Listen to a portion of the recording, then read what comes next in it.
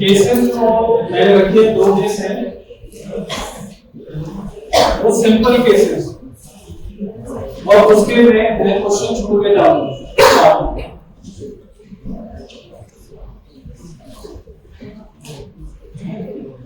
ये पेशेंट आया, ये थर्सडे को आया मेरे पास। थर्सडे हमारा ऑफ होता है, तो मेरी क्लिनिक और मेरा घर वॉकिंग डिस्टेंस में है।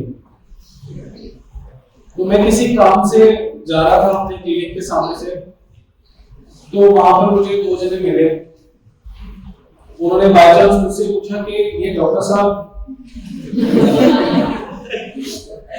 आज क्लिनिक खुली नहीं है? मैंने कहा नहीं, डॉक्टर साहब की क्लिनिक थर्सडे को ऑफ होती है। तो बोलते कि हम तो बड़ी इमरजेंसी में आए हैं और बड़ी अर्जेंसी भी है, और हमें बहुत दूर से आए हैं, हमें भी दिखाना है, पर आप बता सकते हैं? मैंने कहा देखिए, पहली बार तो डॉक्टर मैं ही। फिर उन्होंने मुझे रिपोर्ट्स दिखाई नहीं थी बाहर ही के, तो मुझे लगा कि ये बात मैंने पहले भी बोली कि मेरी ईगो मेरे मरीज से किसी के जीवन से बड़ी नहीं होती।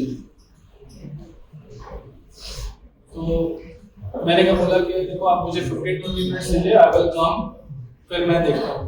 तो मैं गया, स्टाफ तो था नहीं, तो मैंने एक बच्चे को फोन किया, वो कह रहा आया, उसने मीटिंग खोला, बैठे बात की। तो मिस्टर 18 इयर्स का है, फार्मासिस्ट कर रहा है, और सीवियर डॉक्टर्स और हॉस्पिटलाइज्ड था 8 दिन, और वहां से वहां गया। बोलता कि कुछ हो तो रहा है, इसके अंदर पड़ गया है।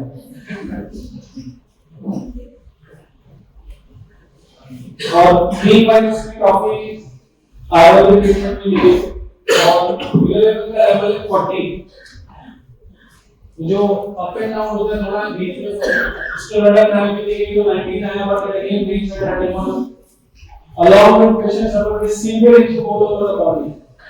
लीवर तो सोनोग्राफी हुई तो उसमें पता लगा कि लीवर और स्प्लीन दोनों खराब। Vomiting before and after meal, खाना खाने के बाद या पहले उल्टी आना।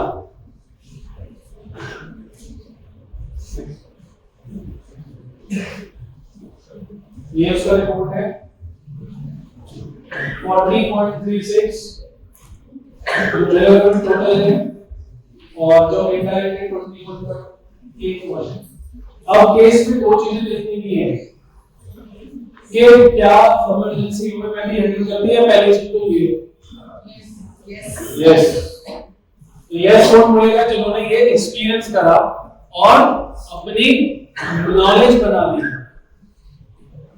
और नॉलेज बना के उन्होंने क्या फील करा, एक बिलीफ क्रिएट कर लिया, और कोई इमरजेंसी आती है वो मना नहीं करते। वरना एक रेनाउंड हॉस्पिटल है हिमालयन इंस्टीट्यूट, उसमें 8 दिन से कोई पेशेंट भर्ती है, वो ठीक नहीं हो रहा, और वो आपके पास आ रहा है, तो आप क्या मन में पहले क्या होते हैं, वहां ठीक नहीं हो, मेरे पास नहीं होता है। बट जब आपके बिलीफ इतने स्ट्रांग हो जाएंगे, वहां ठीक नहीं हुआ तो मेरे पास भेजा है किसी कारण से, किसी कारण से तो भेजा है, तो let it be, let it be. Next,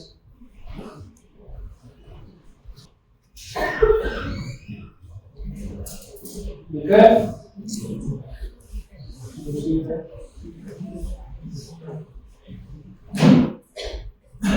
ये कंडीशन है। ये फर्स्ट फोटो है, बेसिकली वो फर्स्ट के ये बाहर पे वो नेक्स्ट जब आया दोबारा से फॉलो किया तो उसने बाल ही कटा दिए। लेकिन इतनी खारिश हो गई मेरे शरीर पे कि मैं कुछ रखना ही नहीं चाहता, बाल दल पे डालूंगा। और जब हमने मेडिसिन दी तो 3 दिन के बाद फॉलो अप में 3rd डे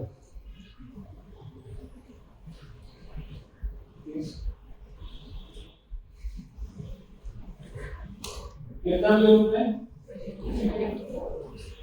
24। अभी डेट्स भी चेक करनी है। ये है 2 अगस्त। नेक्स्ट कितना है 13.7 8 12 नेक्स्ट कितना हो गया कितने था 23 इसके बाद उसने कराया नहीं मैंने उसको इतना बोला भाई करा ले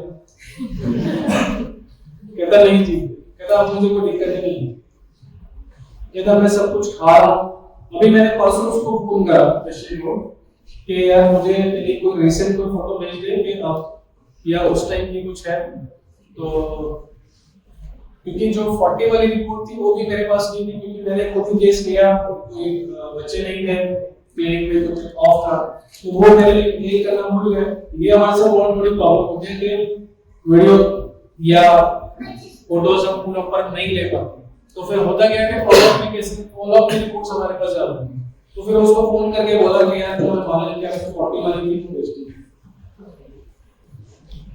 सो अब स्टोरी क्या है इसमें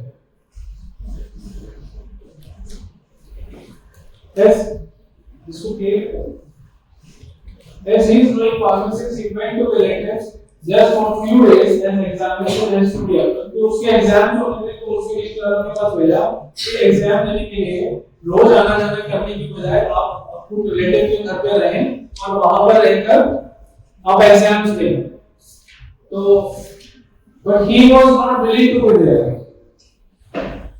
and when he went there fever है जैसे ही उधर वहां पहुंचा तो फीवर हो गया तो फीवर के 2 दिन के बाद ही 2 दिन के बाद फीवर हुआ और सफर्ड विद बैक जॉन्डिस साथ उसको जॉन्डिस हो गया then he hospitalised to AIIMS Rishikesh में तो जब एम्स का नाम सुनते हैं तब तो और ज्यादा डर लगता है यार तो ये एम्स भी हो रहा है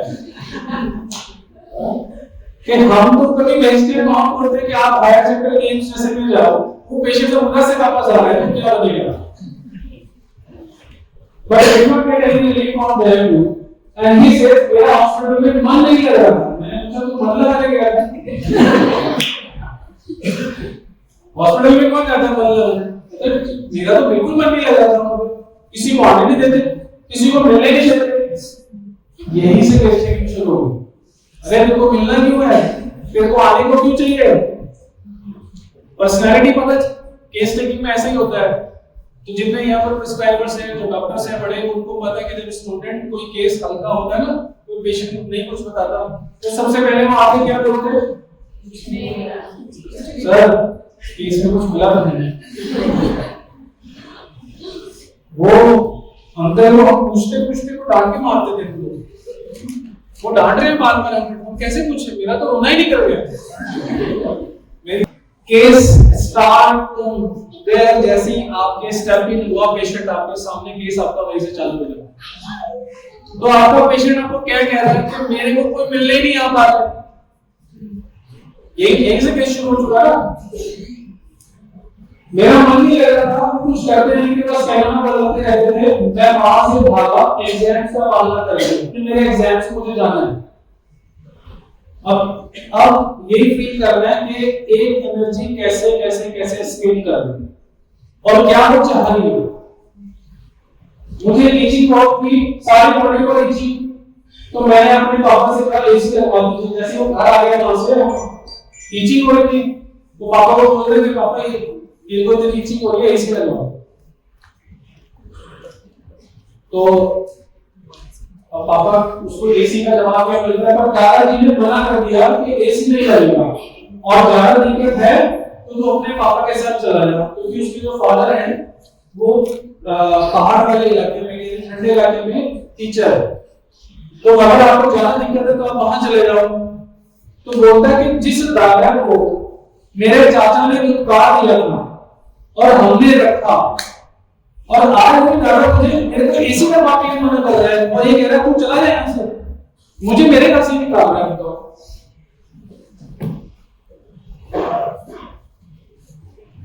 then he moves to system resilience और जब आपकी एनर्जी सीधी नहीं होगी तो आप कैसे कैसे दिखेंगे आपको ये चीज महसूस होगी तो उसको उसके फादर ने उसके बहन के घर भेज दिया क्योंकि मैं इसी लग रहा हूँ तो वो उधर जाता है इसी कि चलो ठीक है और जैसे ही वो वहां पहुंचता है पूरी रात लाइट नहीं आती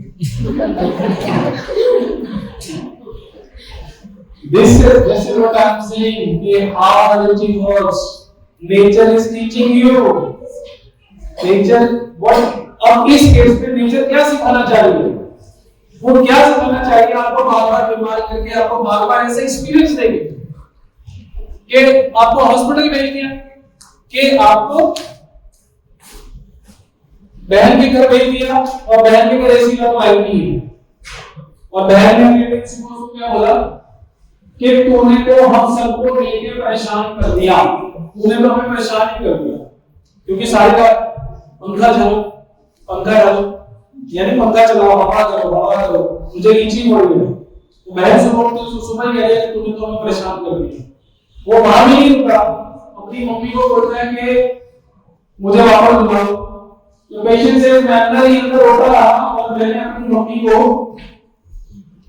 मम्मी से घर जाने का डिसाइड कर लिया कि मुझे तो वापस घर ही भेज दो, मैं बिना इसी के रह लूंगा लेकिन यहाँ नहीं रहूंगा। तो मदर की हिस्ट्री क्या है? शी सेड एग्जिस्ट नहीं किया हमेशा, चाहे रिश्ते हो या पैसे, और आज भी कर रहे हैं। हस्बैंड गवर्नमेंट जॉब में पर अकेले कमाने वाले हैं और मोस्टली बाहर रहते हैं, तो माँ भी क्या मांग रही है? साथ। बेटा क्या मांग रहा है? साथ। तो हमारी नींद अब पकड़ गई ना कि साथ चाहिए, और साथ किसको चाहिए? जो अंदर से क्या है? Alone, forsaken, deserted. इजी है। During the child this type pregnancy husband काफी बीमार हो रहे थे और ये लगता था कि अगर इनको कुछ हो गया तो कोई कमाने वाला नहीं। तो जो प्रैक्टिशनर है सबके मन में आ गया होगा पुअर भी है, पॉवर्टी है, स्टार भी हो सकता है ना। लेकिन मैं कभी-कभी ऐसा सोचता हूं कि इतना लंबा सोचना ही क्यों? चीजें आ रही हैं, इम्पैक्ट क्या है लाइफ में? किसी की डेथ के बाद फादर चले गए, इम्पैक्ट क्या है? लाइकोपोडियम के फादर की डेथ हुई तो एलिमेंट फ्रॉम डेथ ऑफ यूराटम में एलिमेंट फ्रॉम फादर को क्या पेरेंट्स लोग हैं, क्योंकि वो तो ये सिर्फ एक क्वेश्चन है, ले भी सकते हैं अगर इम्पैक्ट होगा, लेकिन वो तो कॉम्बिनेशन में था और वो क्या कह रहा है कि अच्छा हुआ चलेगा। यहां पर मैं आपको एक चीज समझा रहा हूं कि इधर भी है और उधर भी है, आपको ये फील करना होगा कि एक्चुअली इंपैक्ट क्या है। बिफोर मैरिज भी फाइनेंशियली प्रॉब्लम रहती थी, अब जब हम इसको देखेंगे, जब हमने मेडिसिन जो दी, जब हम उसको देखेंगे तब हमें समझ में आएगा कि बैक ऑफ द माइंड में हमने स्टार या पुअर कैसे पिक करा। तो बहुत सिंपल एनालाइज है। Ailment from anger, the large liver delusion alone with fear of being alone, या delusion, ये मैंने बोला कि क्वेश्चन छोड़ के जाऊंगा। जब आपके पास क्वेश्चन होता है तब आप क्वेरी के लिए किताब पढ़ते हैं, जब आपके पास सीधा आंसर आ जाए तो आप कभी किताब नहीं पढ़ते। तो फोरसेकन अलोन कैसे है? So fear of being alone with delusion, foursecan with ailment from divorce and separation. ये एक टॉपिक है divorce and separation। इसको मैं थोड़ा सा एलिमिनेट कर देता हूँ, बाकी दो चीजें आपको बहुत इजीली पता चल जाएंगी। फोरसेकन divorce and separation, हम रूब्रिक्स को सिर्फ तब उठाते हैं कि जब divorce हुआ और separation हुआ किसी हस्बैंड वाइफ का, बट रूब्रिक्स ऐसे नहीं है। डाइवोर्स एंड सेपरेशन क्या है? वो खुद को भी डाइवोर्स फील कर रहा है कि जिस घर में रहता है उससे कहते चलो उधर चला जा, जिस घर बहन के पास गया उसने कहा तुमने मेरे साथ ऐसा कर दिया, जिस दादा के साथ हम इतना प्यार कर रहे थे उसने मुझे सेपरेट कर दिया। तो ये भी डाइवोर्स एंड सेपरेशन है। तो रूब्रिक्स को जब आप पढ़ते हैं तो आप ओपन होकर पढ़े कि ये एक फील्ड के लिए नहीं है, ये हस्बैंड वाइफ का रूब्रिक ही नहीं है। Divorce and separation can be in any relationship. Okay, तो इसलिए मैंने इसको यहां पर रखा कि तो हमने यहां पर प्रेस्क्राइब करी मैग्नीशियम। कोई बताएगा गाने के रूप में? बहुत आसान है। क्यों मैंने कोई body page separation, conflict separate हो गया ना सबसे। मैं ये बोल रहा हूँ कि जब हम एक मिनट जब देखते हैं कोई चीज देखते हैं एक मिनट ऐसे सेपरेशन या डाइवोर्स, तो हमें इनको अप्लाई जो करना है कि ब्रॉडर एस्पेक्ट में करना है, कहाँ हो सकता है, कैसे कैसे हो सकता है। तो दोनों टोटल इन पर्टिकुलर के हस्बैंड वाइफ के बीच में है। नेक्स्ट ये बात है, पहचान में आ रहा है कोई पेशेंट है?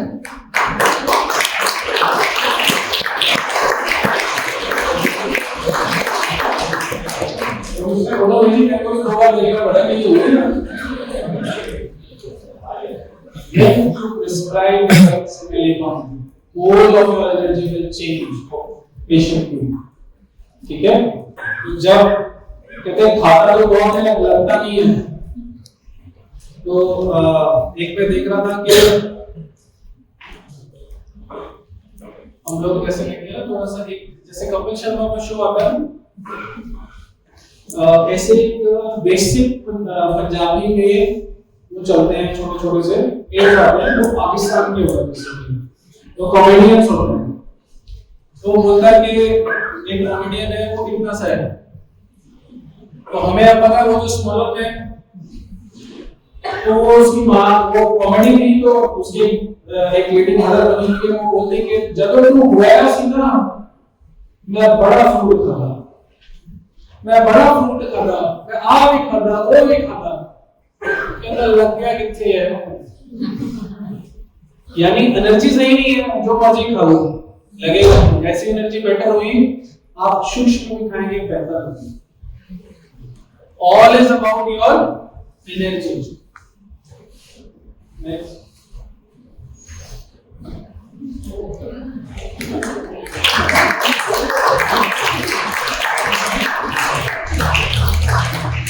it is all about in what consciousness you are in, ठीक है?